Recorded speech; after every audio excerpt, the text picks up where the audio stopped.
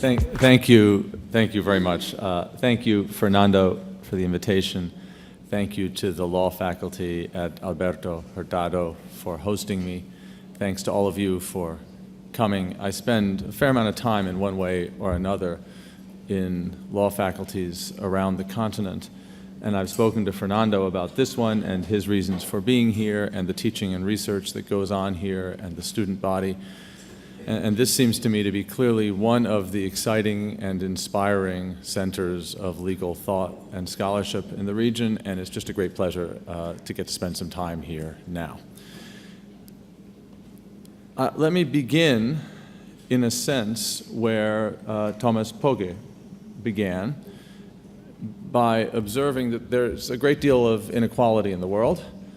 There's inequality within nations, and there's inequality across nations. One of the things that Thomas wants to do with the Health Impact Fund is to reduce inequality, among other things, across nations. So a natural question to ask is, what reasons might the citizens of rich nations have to sign on to this project, to support it? And how might they be given reasons to increase their support for it? Now, I begin with a thought about the nature of reasons.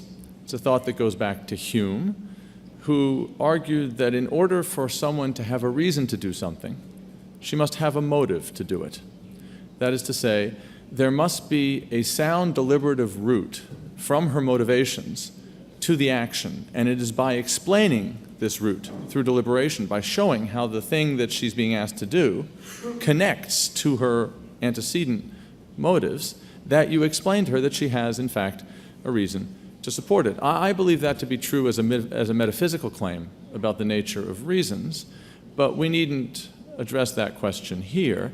It is certainly true as a claim of practical politics, that if you want to get a lot of people to support something, you have to show how that thing connects to motives that they have or might have. If you think about that, then you can identify 4 classes of motives and hence 4 classes of reasons that citizens of rich nations might have to care about and to try to eliminate global inequality, including through something like the Health Impact Fund. All I really want to do here is identify those classes, keep them separate, and at the end, look at the last and I think most interesting class. And this will connect back to some of the things that Robert Post said about the nature of law and global democracy or global accountability, to see whether we can get a hold on why it is at this moment that there is so much hope for tackling global inequality, but also so much fear that this is a hope that won't be, in the end, realized. So first, what's the first class of reasons people might have? Well, they're simple, they're prudential reasons. One of the things that Professor Pogge observes is that something like the Health Impact Fund would likely redound to the benefit not just of the citizens of poor countries, but also to the citizens of rich countries, who, after all, are being charged monopoly prices for medicines and might very well benefit by sharing the deadweight loss associated with the monopoly between themselves and the existing monopolists. Now, that kind of prudential argument is a very powerful argument, but one has to be hard-headed about it. It has to face up to the realities of careful instrumental reason.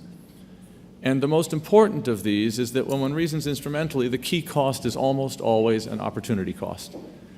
And so the question with respect, for example, to the Health Impact Fund is something like this. Professor Pogge proposes to put $6 billion a year into this fund. If one takes the rates of return on concentrations of capital that those who have these concentrations expect in the world today, roughly 5%, that's the equivalent of an endowed fund of $120 billion.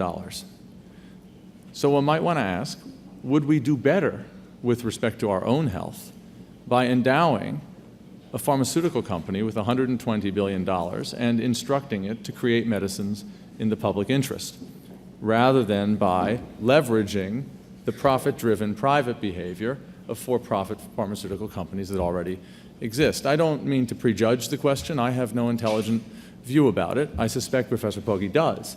But that's the kind of question that instrumental reason, that prudence always turns to, and it's the kind of thing that we should think about seriously when addressing prudential reasons for eliminating global inequality. A second class of reasons people might have for caring about global inequality concern what Hume called our natural empathy.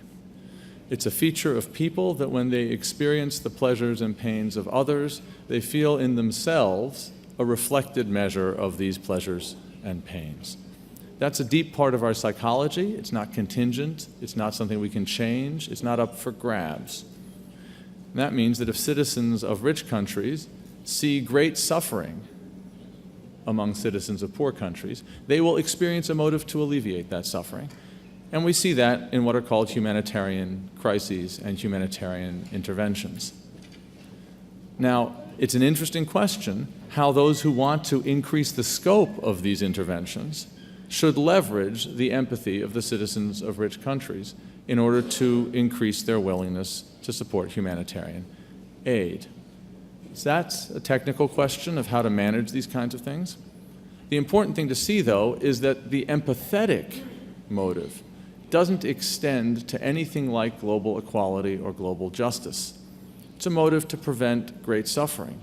It's not a motive to make those who are now worse off as well off as those who are now better off. It falls well short of the kind of ambition that even a modest scheme like the Health Impact Fund has. A third class of motives that we might make use of, which are, I think, underappreciated actually, and certainly under-theorized, involve something a little bit like natural sympathy, but importantly different, and this is an inclination against exploiting others. If you look at, for example, the uproar recently in the United States about the conditions of work in the massive electronics factories in China, in which most of the consumer electronics that are now being bought and used in the United States are made, these are not humanitarian concerns because almost certainly the people in those factories are absolutely better off with bad and exploitative jobs than without them. But they are concerns related to non-exploitation. The thought is that those who consume these electronics are getting much, much more of the surplus of production than those who work in these factories. And that there's a sense in which they're not entitled to such a great share of surplus. And they don't want to be in the relationship with someone else of taking almost all of almost every piece of cake. And that's something that can be leveraged and has been leveraged in various ways, should be more theorized, and should be better leveraged than it is. Now, set aside those three classes of reasons: self-interest, so prudence, empathy, and non-exploitation, because they're structurally simple, and that they're reasons that appeal to features of each person's moral psychology, which can be identified without reference to institutions, certainly without reference to law. And now focus on the last possible motive that people might have for caring about global inequality. And this has to do with what Hume called the artificial rather than the natural virtues.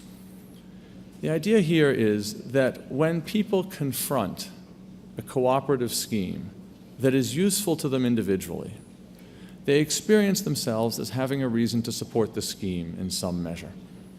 For Hume, things like contract and property were artificial virtues. We might add that distributive justice is also an artificial virtue. Historically, in fact, distributive justice likely arose out of contract and property. The earliest schemes of economic equality in many nations were collective insurance schemes against natural disasters. So there were collective efforts to spread the risk of certain kinds of outside catastrophes across many, many people who participated in these schemes because they had this artificial virtue of doing their part to support the scheme, as one has of doing one's part to support a property regime or a contract regime. And then the scope of what counted as a disaster that this insurance would insure against was expanded gradually to involve things like labor force dislocation, bad health, lack of natural talents, unfortunate parental circumstances. Now, within the nation state, One way in which inequality has been fought and in which rich citizens have been given a reason and a motive to care about inequality with poor citizens is through these kinds of artificial virtues.